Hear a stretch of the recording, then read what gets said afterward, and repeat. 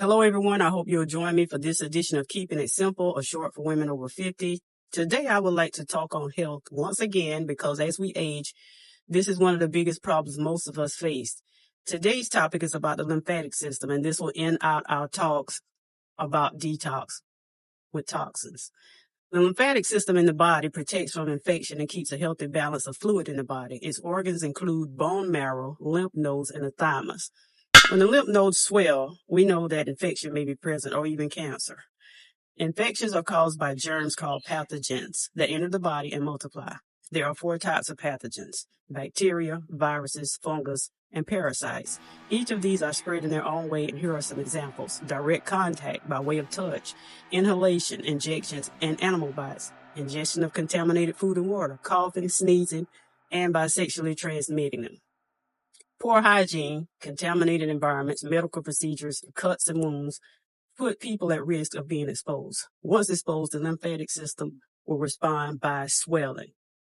In addition to keeping the fluid in our bodies balanced by draining excess fluid from tissues, filtering it out, and returning it to the bloodstream, it also produces and distributes white blood cells that fight infection. White blood cells patrol the lymphatic system, and they identify and destroy viruses, bacteria, and cancer cells. Remember, in my last video, I said cancer was toxic buildup. So not only does the lymphatic system fight infection, but toxins as well. This system network in the body also breaks down fat from food that the digestive tract cannot. Fats are too large to go directly into the bloodstream from the digestion, so the lymphatic system absorbs them and sends them broken down into the bloodstream. Other functions include removal of cellular debris and metabolic waste from tissues.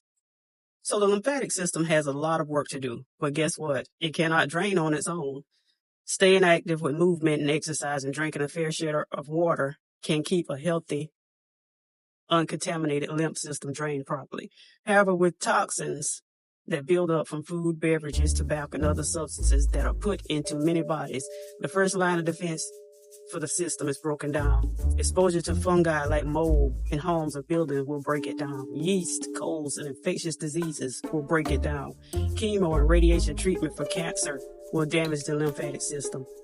Once it's damaged or is struggling to function, then lymphedema will set in, either an arm or leg in the form of swelling, or you may feel a heaviness or tightness, difficulty moving an affected limb. The waste and fluid that it takes care of can no longer drain. You have to, 1, change your diet, stop with the toxins and chemicals that are in foods to preserve them, and then work on ways to get the system going again, provided you didn't have surgery and a lymph node was not damaged in that way.